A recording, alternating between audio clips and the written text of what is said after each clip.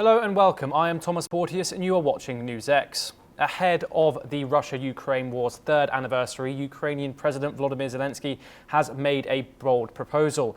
He has offered to step down from his position if it means securing NATO membership for the war-torn Ukraine. Rejecting US President Donald Trump's ask, Zelenskyy has refused the $500 billion mineral extraction deal.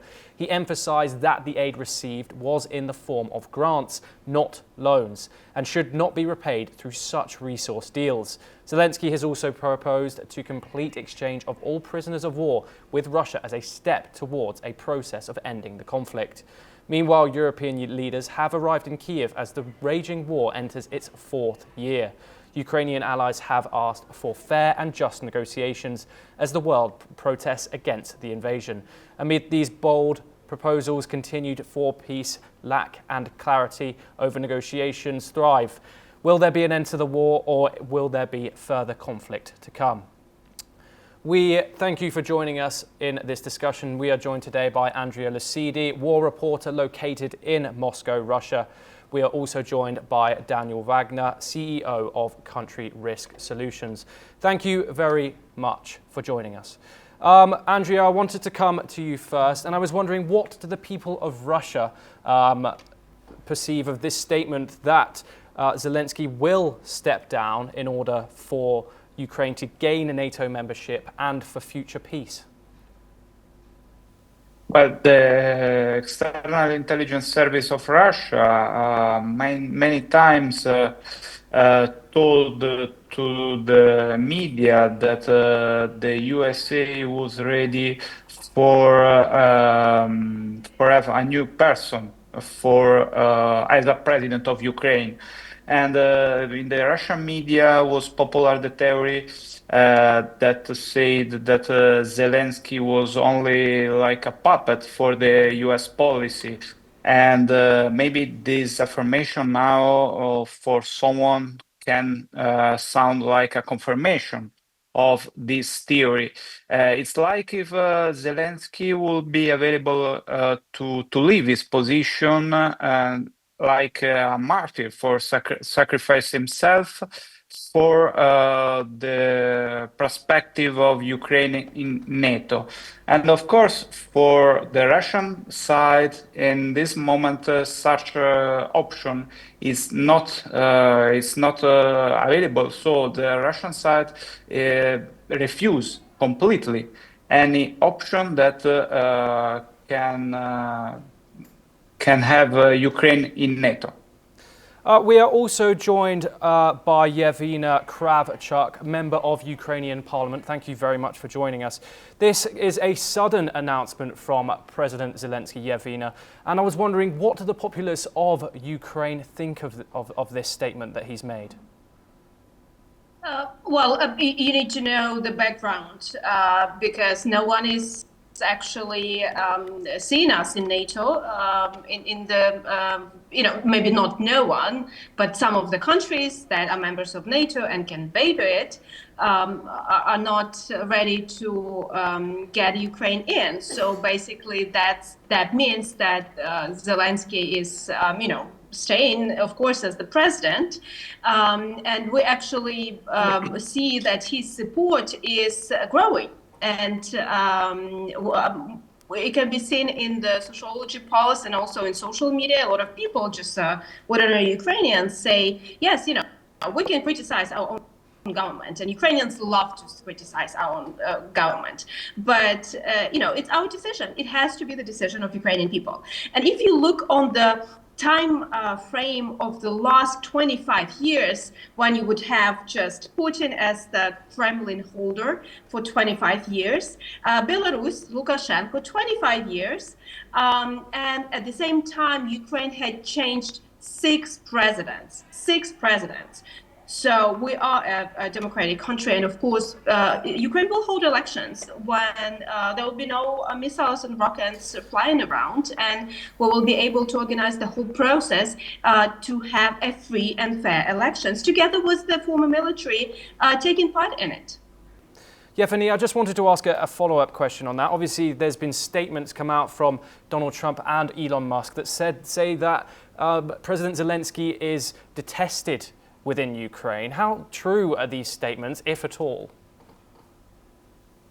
Look, I mean, I would like to see any of the leader of any of the country to be in the 3 years of the full-scale invasion, actually, holding up with the support. But the latest polls show that the approval ratings of President Zelenskyy is around between 57 and 60%. And of course, it's not the ratings if we would have the elections tomorrow, but it's the same thing in the United States that would hold the approval ratings of, whoever is American president. So there are, of course, people that say these could be done better. We should have, more efficient army, like produce more weapons, or like he did something wrong in this area. But overall, Ukrainians understand that elections, it's not a solution. So basically, election will be at the end, but before we would need not just a ceasefire, but security guarantees. Because what happened if we do not have security guarantees and just ceasefire? So basically, elections process, we would have to, imagine we have a ceasefire.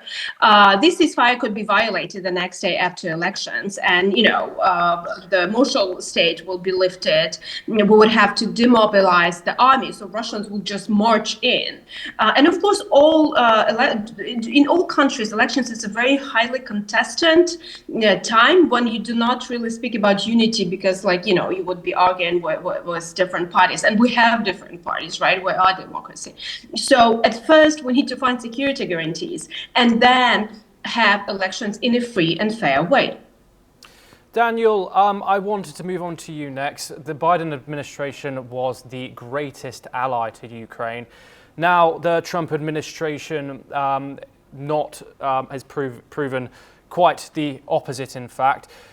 What do you think of this decision by Zelenskyy to offer to step down in return for NATO membership? The US is kind of the unspoken leader of NATO. What do you think for the future of Ukraine if Zelenskyy was to step down as the leader and hold elections in Ukraine? Well, first off, I think Mr. Zelenskyy, unfortunately, doesn't have a lot of bargaining chips, but this is one of them that he has. It seems to me perfectly reasonable and plausible that he would offer to step down if that was necessary in order to achieve NATO membership. The bigger question is, of course, can NATO membership be achieved? And the NATO member countries have hesitated to do that for a number of reasons, ranging from corruption allegations to the questions about whether the democratic process was totally authentic, any number of other reasons. And I think there are, other concerns from NATO countries, frankly, about what that implies for them. For example, it's a good implication if Ukraine were to join, because, of course, it is now the most battle-hardened and experienced state in Europe regarding fighting in recent history. But I think there are still some unknown unknowns, and I think that raises question in a lot of people's minds about how NATO membership would be achieved, if it could be achieved. Of course, Ukraine needs to still become a formal member of the EU, which also has not yet been achieved. Andrea Lucidi, how do you think Putin views Volodymyr Zelensky's proposed resignation if it leads to peace? And what do the people of Russia think about? And will they be happy to see the back of Zelenskyy if it happens? Well, for the Russian side, Volodymyr Zelenskyy is not a legitimate president of Ukraine because his presidential mandate was expired last May, and without new elections, it's impossible to determine the legitimacy of the president of Ukraine. And I would like to add that now the political situation in Ukraine is very particular because Zelenskyy some weeks ago put sanctions against Petro Poroshenko, the ex-president of Ukraine, and maybe one of the most popular concurrent of Zelenskyy for a second mandate as president. And of course, now there is also other issues about the democracy in Ukraine, because due to the special situation now, due to the war, the security service of Ukraine is very present in the political life of the country, and it's enough to ban a party. It's enough for ban a party that the special service of Ukraine say that this party is a pro-Russian party, but it's not clear what is meaning pro-Russian party. It's the same situation with the Orthodox Church in Ukraine. Now there is the canonical church and the national Ukrainian church that are in competition, and the canonical church is under oppression by the security service of Ukraine due accusation of being pro-Russian. I think the leave of Zelenskyy maybe can be seen good from the Russian side, but the main thing is what want Ukraine for its future, because I repeat, Ukraine in NATO is completely out of question for Russia. Yevgenia Kravchuk, I wanted to move on to you next, and I wanted to talk about this minerals deal that Zelenskyy has just rejected. What do you think this is going to mean for the future of Ukraine and the future of this conflict now that Ukraine has rejected that minerals deal? I'll just comment real quick about the NATO membership and say, that Russia does not want, another kilometer of the border with NATO country, and I'll prove why this is false. Finland, it's the country in Nordic region, joined NATO after the full-scale invasion. Basically, it was the push why they joined NATO. And do you know how much border Finland has with Russia? More than 1,000 kilometers. And Russia said, okay, let it be, we cannot change it. So it's not about NATO, it's actually about Ukraine. And because Russia doesn't want Ukraine to be sovereign state, they want to have a puppet government, to whatever, all these things that they want to provide. But I'll tell you, Russia did not understand Ukraine in 2014 when we had the Revolution of Dignity, did not understand in 2022, in February 24th, thinking that they will come to Kyiv in 3 days. Now it's been 3 years, I'm in Kyiv, and it's, anti-Russian as it possibly can be, not understanding right now. So Ukrainians might sort of discuss between each other and yell at its own government, but they want to have pro-Ukrainian government in any case, not a Russian puppet. And answering the question about the deal. Well, first of all, it's still on the table, and I just saw a tweet of our Vice Prime Minister Olga Stefanishyna saying that it's the negotiation process is in a good shape. It's going to the conclusion, so possibly it will have the positive outcome, and we would like to have the meetings of the two leaders of the countries, President Donald Trump and President Zelenskyy, to put a final negotiation and maybe sign it. But we want to have it as a partnership, and of course, it's what is rare earth minerals. It's not something you dig into your backyard. It's a lot of investments. It's quite a long process. So basically, not a lot of countries can do that. Ukraine cannot do it on its own. Obviously, we need investments and some partnership, and to share these, because we want these rare earth minerals or lithium to be available for the countries that are on the good side of the history, if I may put so. So it is on the table, and I think at the end of the day, it's it could have a positive outcome, and we're working on it. Daniel Wagner, the previous Biden administration obviously granted military aid to Ukraine, and now Donald Trump is trying to act in the economic interests of the USA in pushing forward this mineral deal. What do you think about Donald Trump sort of rolling back the previous administration's grants and proposing this? To me, it's hardly surprising that he would be doing this. He's so transactional in nature, and he almost seems to take every engagement that he is part of as a personal issue for him. He feels like maybe he is being ripped off. Of course, he feels the US is being ripped off as well. Let's not forget, nobody put a gun to Mr. Biden's head in order to provide that aid, or the Congress's head. We did it willingly, and we did it pretty strongly. There was a lot of strong support in the Congress to do all of this. Now the tables have turned. You know, it's very difficult to go back in time for a transaction and say, oh, I want to change the terms of engagement because I don't like what my predecessor did.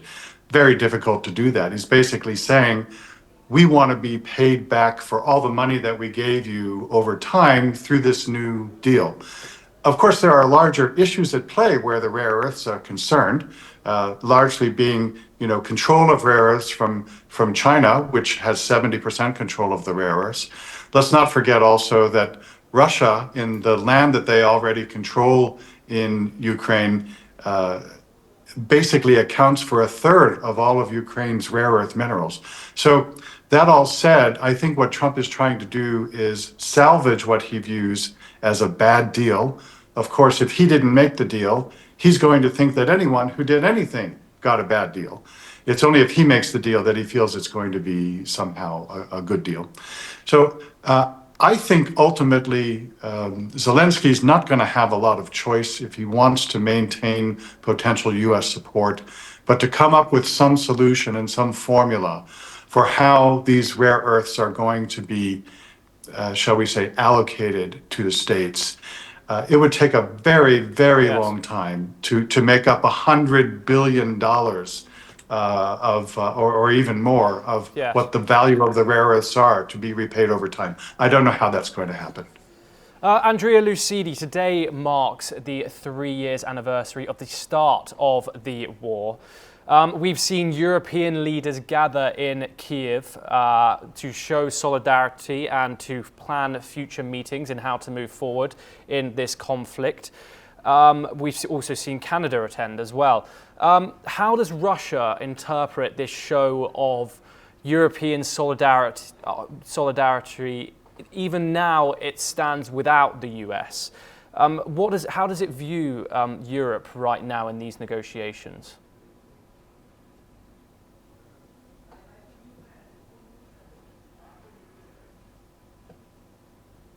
Please unmute yourself, Andrea, if that's all right.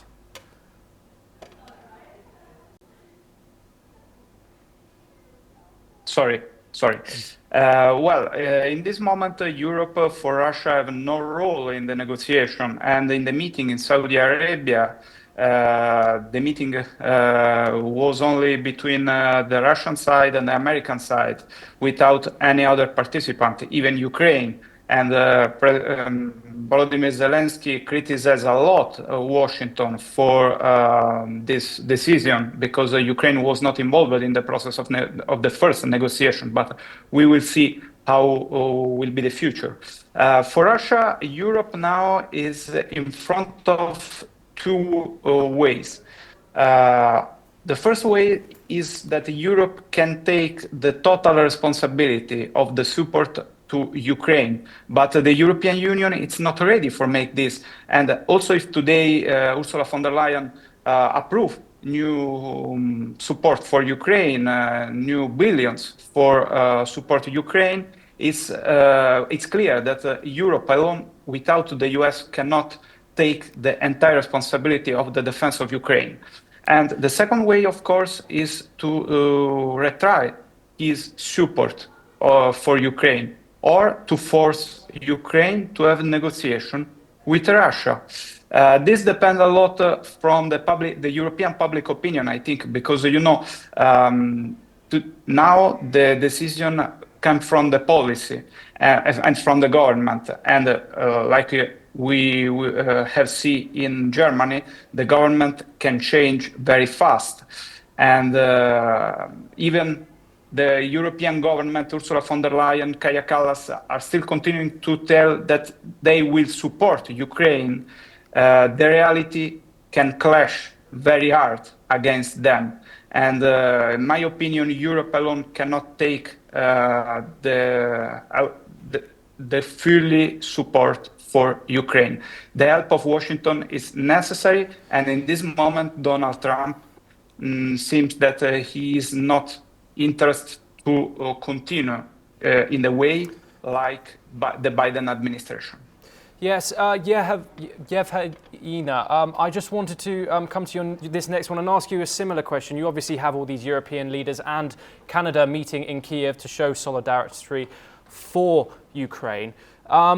How does this influx morale in Ukraine, and also how important is Europe now to Ukraine as an ally?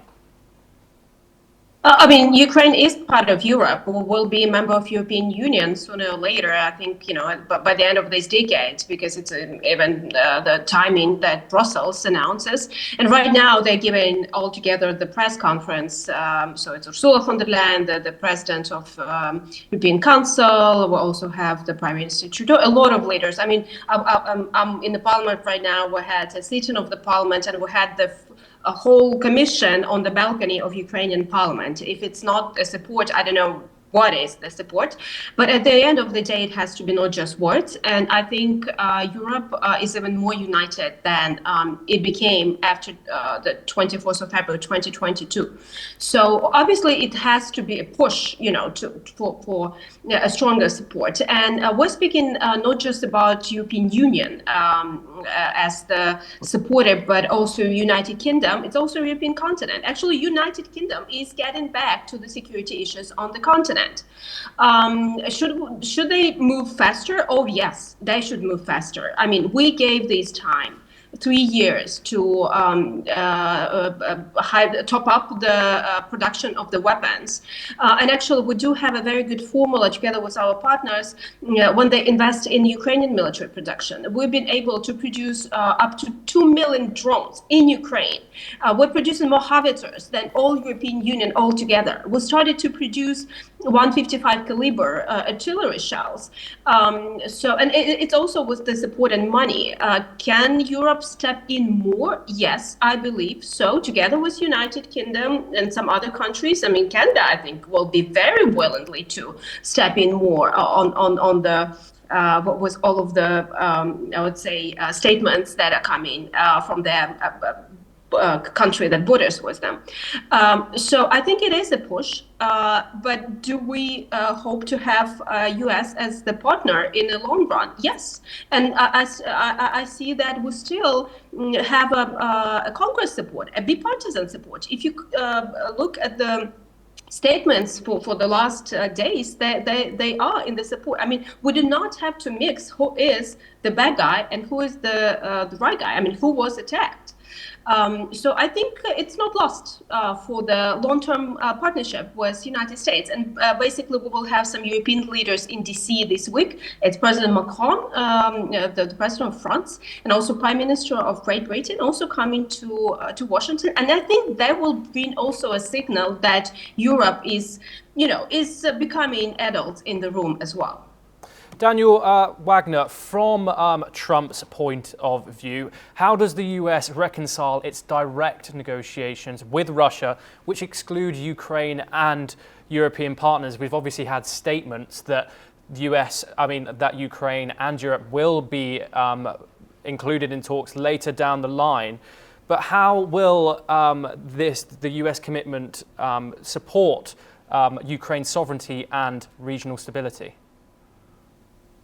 Right, let's bear in mind that the only person who really believes in what Trump is doing in terms of switching horses and supporting Russia is Trump. I mean, there might be some loyal lieutenants among them that actually support this, but most people in America seem to think that this is just crazy.